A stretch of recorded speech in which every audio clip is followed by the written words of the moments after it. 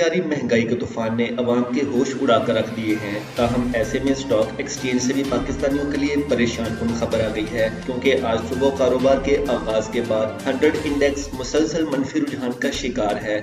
तफसीलात के मुताबिक आज सुबह स्टॉक एक्सचेंज में कारोबार का आगाज हुआ तो 100 इंडेक्स 36,901 की सतह पर था।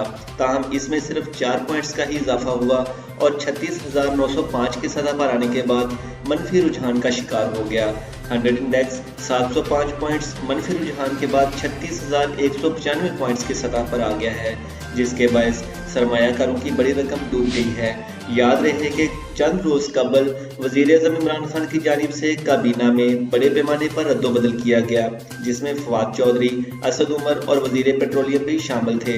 ताहम उस रोज स्टॉक मार्केट में यकदम मुस्बत रुझान पैदा हुआ, लेकिन उसके बाद मजीद बेहतरी नहीं आ सकी।